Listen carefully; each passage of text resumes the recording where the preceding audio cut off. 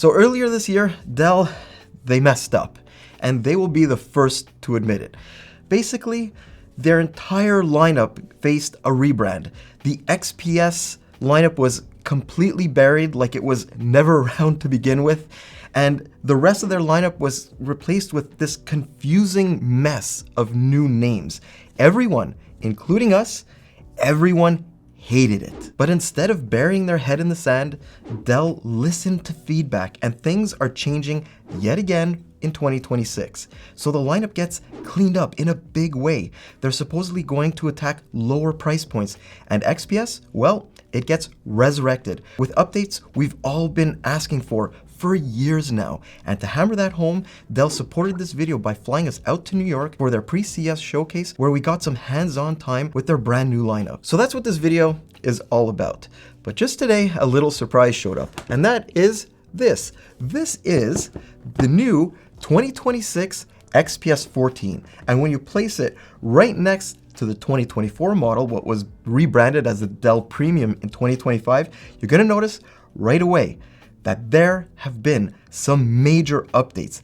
Literally everything that we were critical about in previous models, it has been completely updated. So yeah, let's get into exactly what Dell showed off a couple of weeks ago. So what have they done here? Well, they have taken XPS and they have revised it in every conceivable way possible. According to them, it took sort of like a year off, sort of like Tom Brady, and they came back better than ever. So what are we talking about here? This revision is a ground up redesign that is based off of the fact that these laptops are now powered by Intel's Core Ultra Series 3, or what we call Panther Lake. According to them, 14 16-inch devices, they're going to be going up to 25 watts TDP, or maybe a little bit more than that. Another thing that you probably see right here in front of me is that they're going to be available in two colors. One of them is what Dell is calling shimmer. It's actually sort of like a champagne-ish silver. It's actually pretty nice. The other one speaks to my heart, and that's graphite. You see it here on the 16-inch device.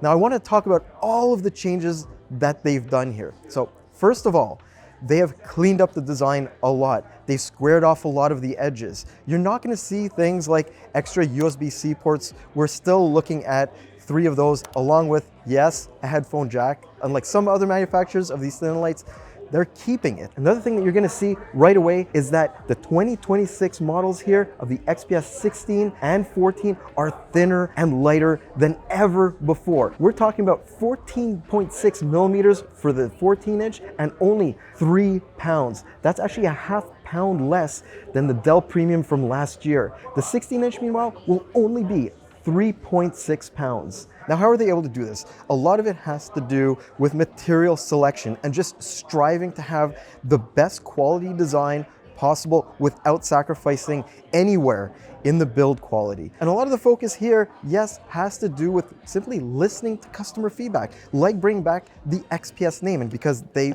believe that the brand is now strong enough to go forward on its own without the support of the sort of Dell branding. So as we go onto the inside, this is arguably where some of the biggest changes have been made. First of all, I already mentioned this. Look, Dell listened and they brought back the physical buttons for the function keys. Thank you very much. A lot of people had that feedback about those capacitive buttons up there. Well, guess what? And to me, it looks just right. Now, the keyboard itself has received some serious updates here. First of all, every single one of the keys has a subtle dish effect, which sort of like guides your fingers right into that key typing zone. Another thing, even though everything is very, very closely spaced together, this is not a typical chiclet keyboard, it just feels like the typing experience is very, very crisp. And this is the type of keyboard that even me, as a user of thin and light laptops now for, I don't know, it's been like 12 years, can really get used to very, very quickly. I didn't used to like this keyboard at all. I felt that everything was too cramped together, that my fingers sort of didn't hit those buttons that I needed to when I was speed typing. But now, because of that subtle dishing effect, everything feels just right, I would say. If we move a little bit further down, there's another big change, and that is the haptic touchpad. Before, you couldn't tell where this thing ended and where it began. But now there's this very subtle etching to delineate the touchpad zone. The left and right buttons are, well, those haptic buttons, they still might need a little bit of improvement, but all of this feedback here is based off of a very early prototype model. This is not a retail model. So there are still areas that are going to improve. Finally, and this is, look, I'm a lifelong almost ThinkPad X1 Carbon user.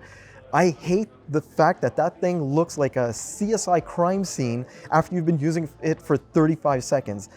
The new Dell XPS 14 and the XPS 16, well, they have this soft touch material on this entire surface, and no matter how hard I try here, and I'm sweating, this room is hot, I cannot see any visible fingerprints. And that, for a device of this caliber, is so important.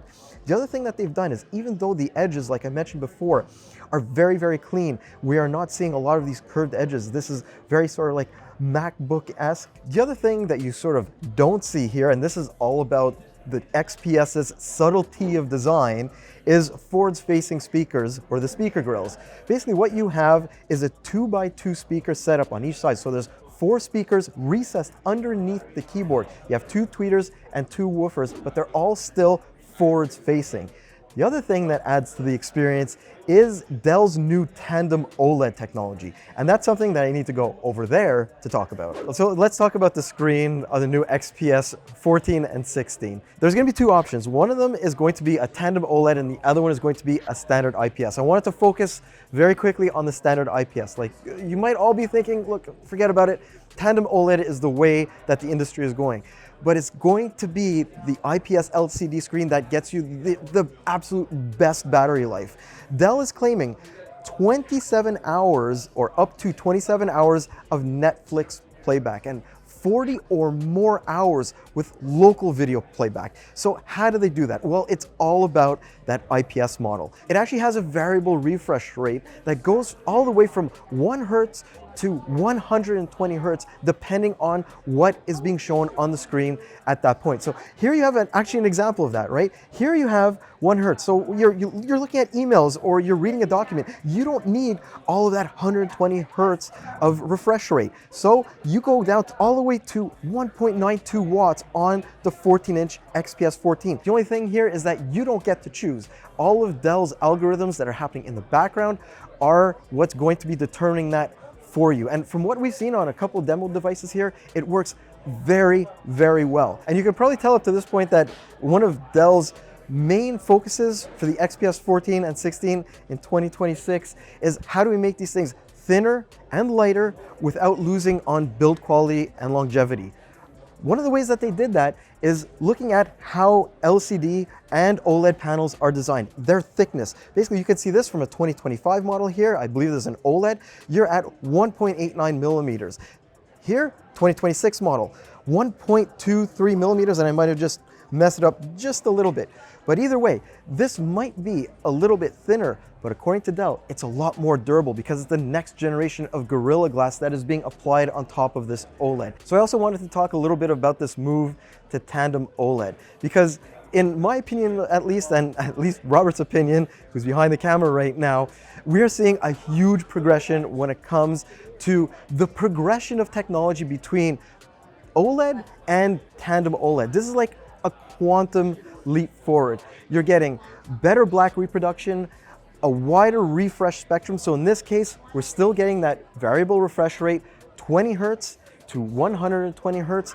But the other thing that Dell is able to do here is they now have an anti-reflective coating on the Tandem OLED. Whereas on the regular OLED, you only got anti-glare. And like I said, the effect here, we might not be able to show it very well, but it's like night and day what these 2 videos look like when being played at, I believe this is peak brightness on both of these monitors. And the last stop in this whirlwind tour, it's what's going on under the kimono, underneath the keyboard area. And look, what Dell has actually crammed into this thing is pretty incredible. So what they've done is actually put everything to the north side in order to maximize the battery size, because they are sticking with 70 watt hours. Yes, even to get that massive amount of battery life that they're claiming.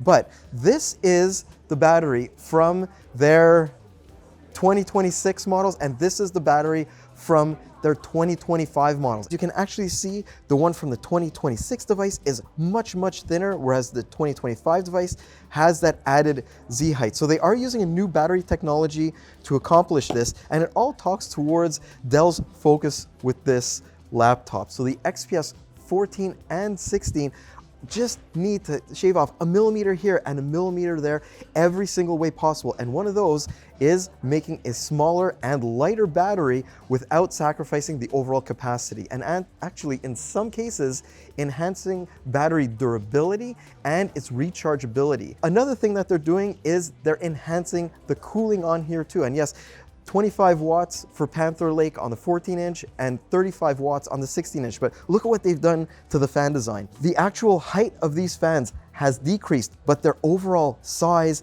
has increased. So what does that lead to? Along with a much enhanced overall cooling design, that leads to cooler thermals and a lot quieter design. But look, we're gonna have to see all of this when we actually benchmark and test these things in the coming weeks and months. But look, this has been a very, very long day.